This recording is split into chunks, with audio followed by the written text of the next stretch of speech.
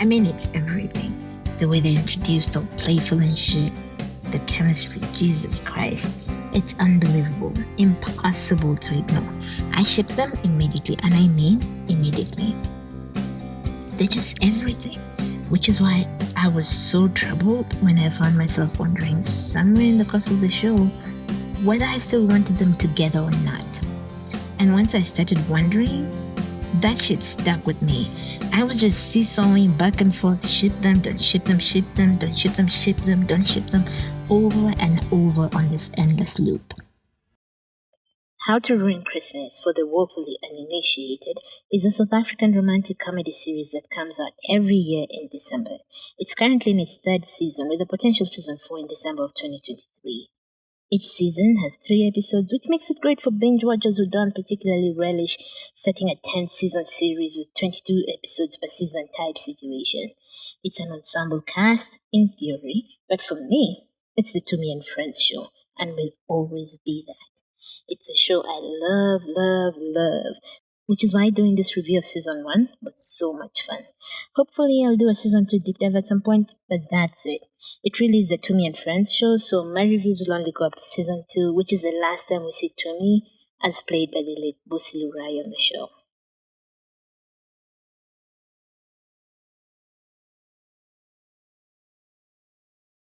The season 1 review will be a 7-part series divided into these themes.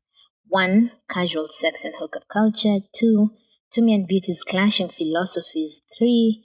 To ship or not to ship To Me and Kaya. 4. On cross-class relationships, aka billionaire loving. 5. Love and romance. 6. Patriarchy and mothers of boys. 7. Politics. And potentially 8. Which will be a general mix of everything I love that will likely be in the form of YouTube shorts. The key themes that will get an in-depth exploration are 1 through 7. So look out for that, and I hope you enjoy it. I'm pretty excited about this one, so let's jump in. To Me and Kaya, to sheep or not to sheep. One of my favorite things about How to Ruin Christmas is To Me and Kaya. Dude. Something about how they're written and their performance is just, it does it for me. Like, it drew me in and held me captive throughout the show. I mean, it's everything. The way they introduced all playful and shit. The chemistry, Jesus Christ. It's unbelievable. Impossible to ignore. I ship them immediately, and I mean immediately. They're just everything. Which is why I was so troubled when I found myself wondering somewhere in the course of the show whether I still wanted them together or not. And once I started wondering, that shit stuck with me.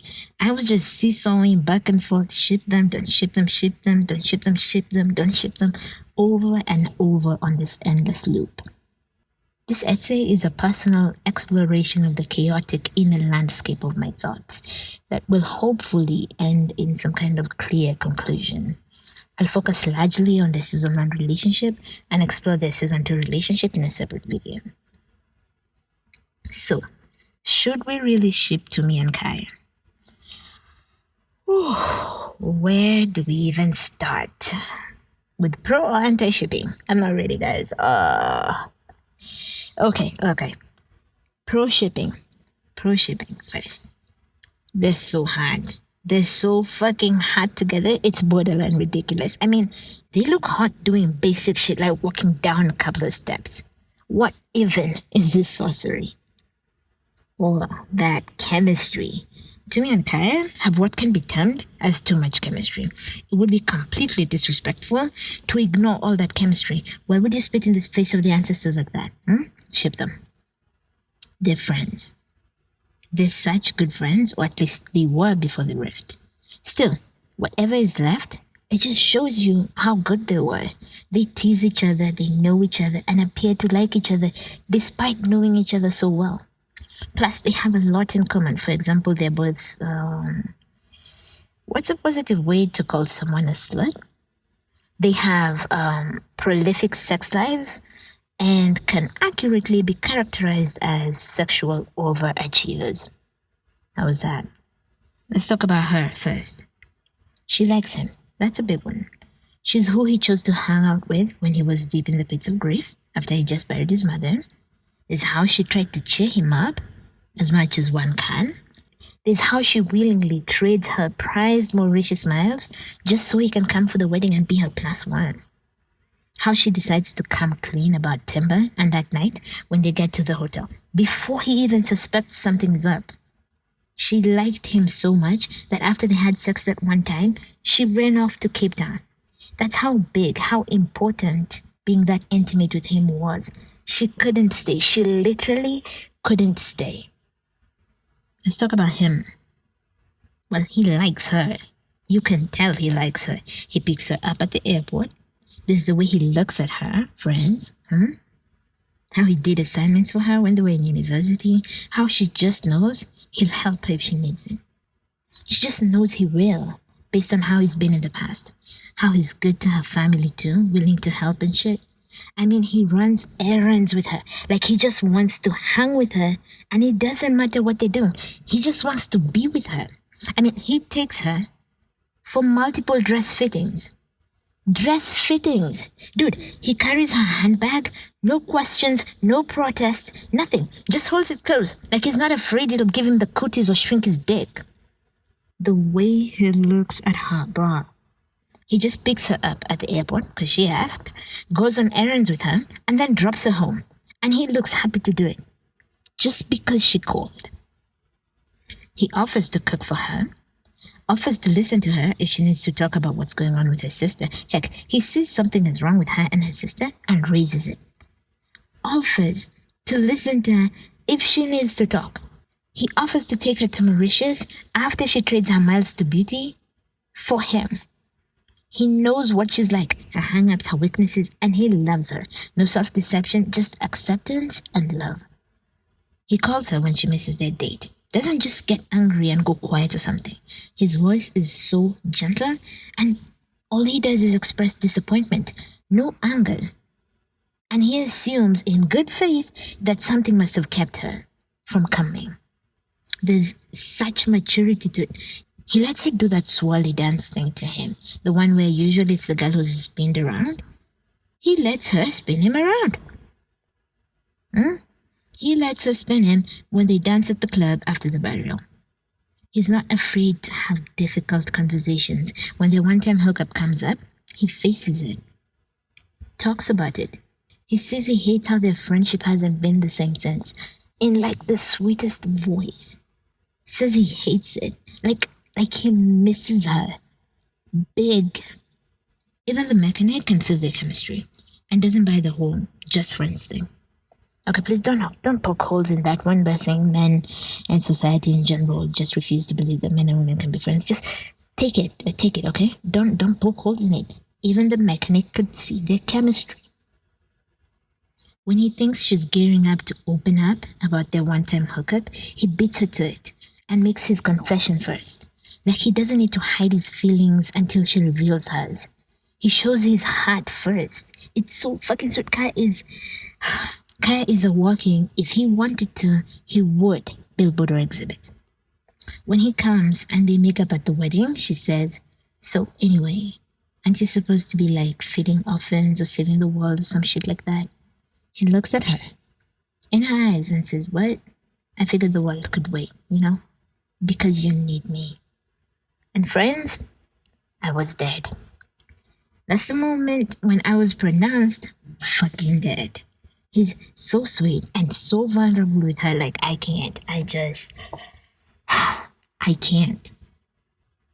Okay. Another pro shipping. Love is rare. Another reason to ship them is love is a rare thing.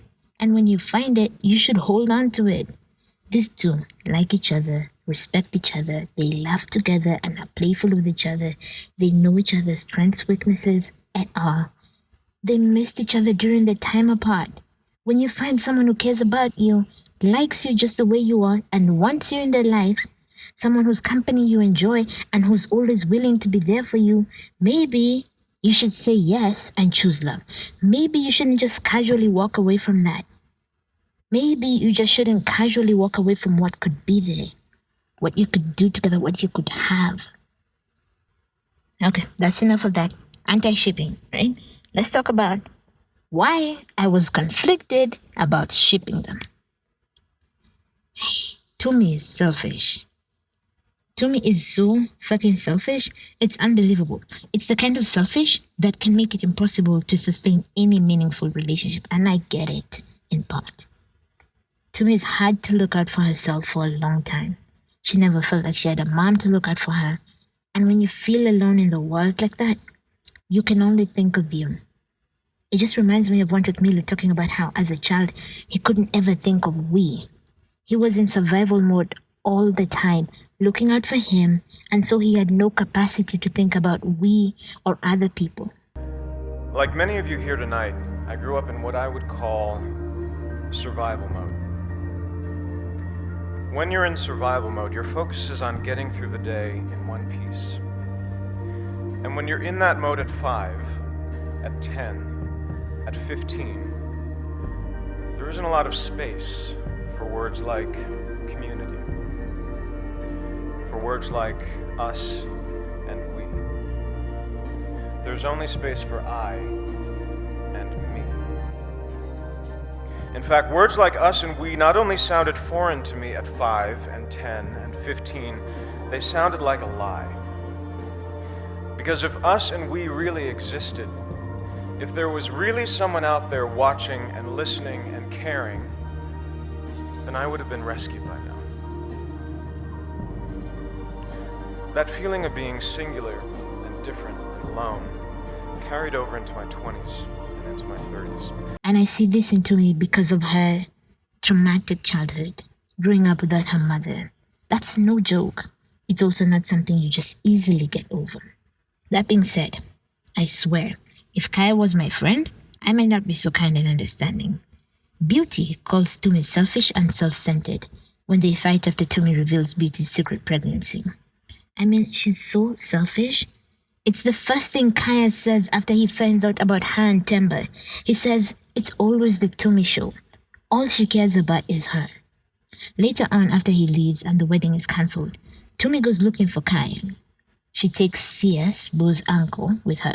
Literally just uses him for her own ends. When she finally sees Kaya, instead of apologizing, she tries to make jokes, and when Kaya is not amused and gets up to leave, she doesn't even try to say sorry. Instead, she makes it the Tumi show and says, look, I had a shitty day, and I just really need my friend. Yo. She's clueless and selfish and selfish again. How can she not tell she really hurt him and lead with an apology or something? All she cares about is what Tumi wants, what Tumi needs. She needs a friend, so she tracks Kaya down and doesn't give one fuck about his feelings, even though he looks visibly upset. This is the kind of behavior that ends relationships. It's just not compatible with any relationship, not just romantic ones. How she literally just uses Sia without a second thought, the ease with which she does it? Bruh, that's a red flag. That's red flag level bad. This is selfishness that far exceeds the usual levels. Drunk sex. She slept with Temba when he was high. First of all, she talked him into drinking. Can we normalize not convincing people to do things like take drugs and alcohol? If someone says no, believe them. If you must, do the Ted Lasso thing. Be curious. If they say no, maybe ask why if they'd be willing to tell you. But don't try to talk them into it. Anyway, she has sex with Temba, and while they were both drunk, she clearly still had some awareness of what she was doing. Temba is an alcoholic, who we can assume cannot hold his liquor.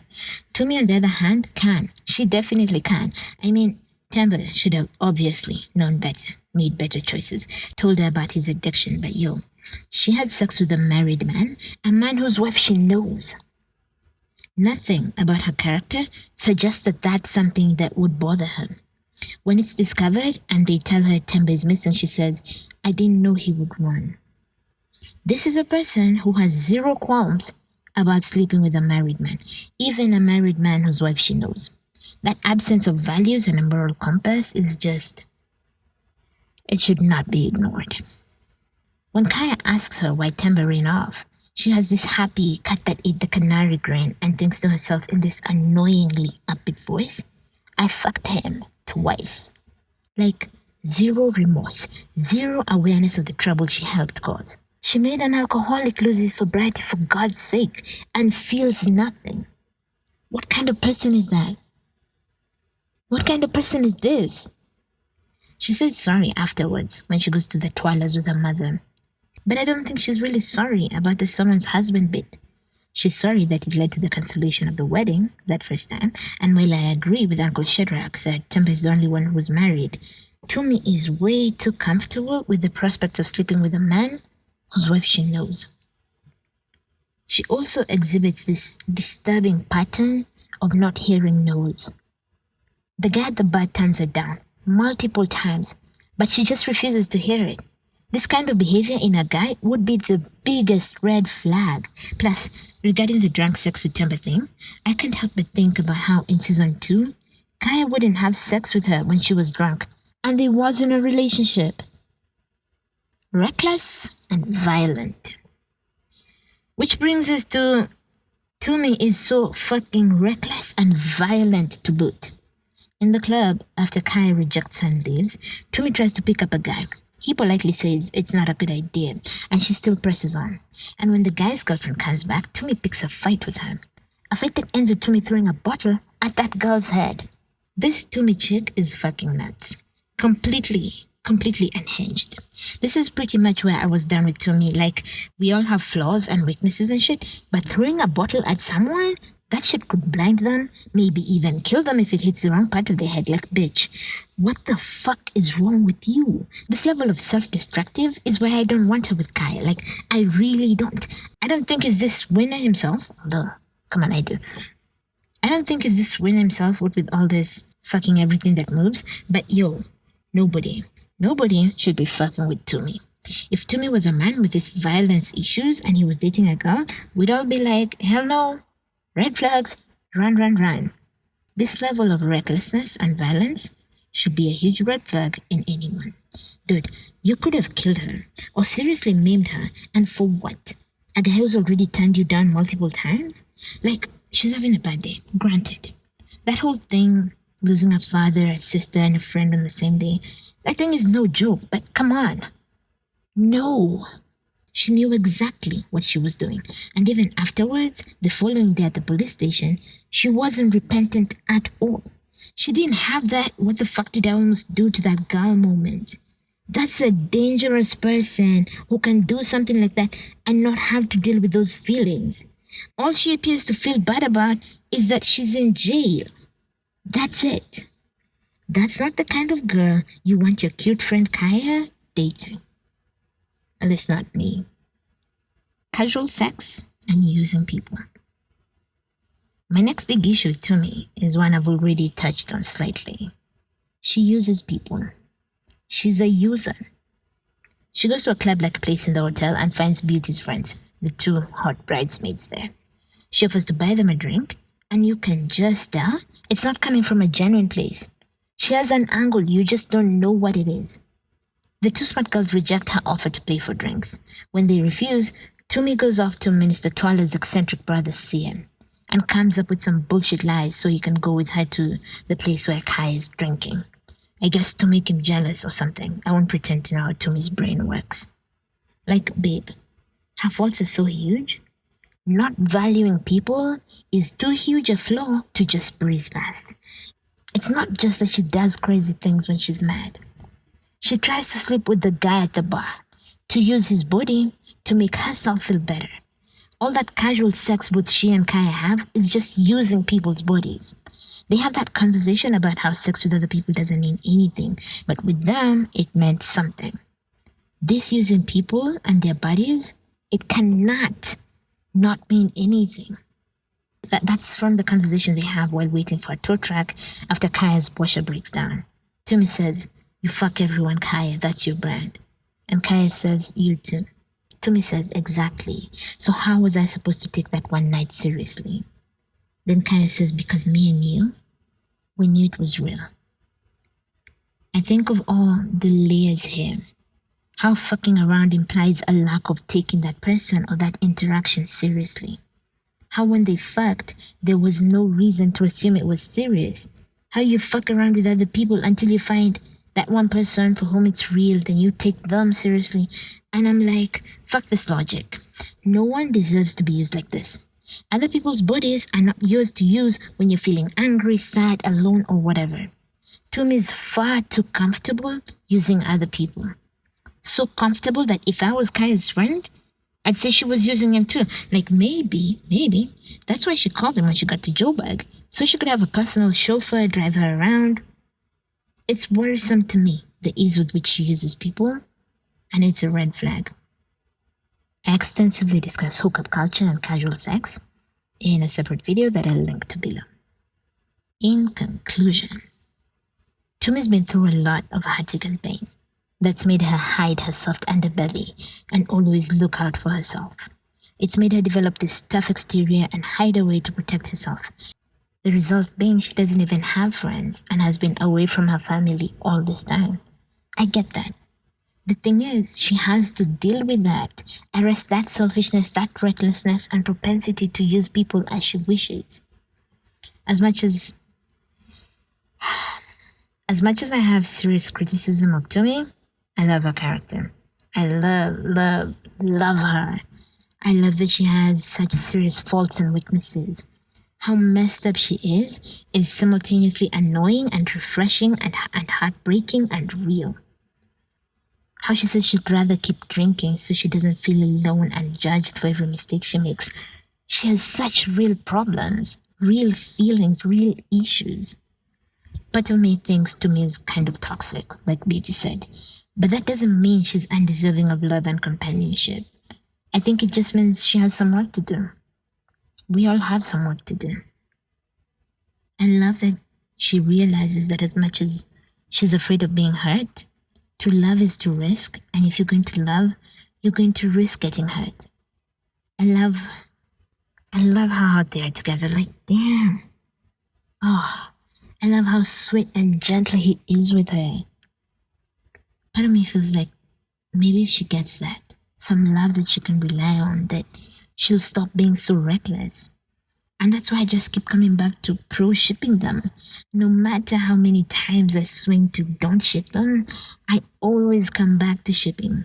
There's something about her that makes it impossible, for me at least, not to love her. Like, she's messed up. She's proper messed up. But I want her happy. I want to see her happy. So I guess I'm just a total softie who recklessly ignores red flags. Whatever, they're hot and sweet and I love them. Where'd you guys fall? Did you ship them or not? And why? Let me know, I'm real curious. Did any of you have this seesawing thing going? Or am I just weird? Let me know. Thanks for stopping by. Until next time, remember who you are. Love life. Love people. And stay lonely.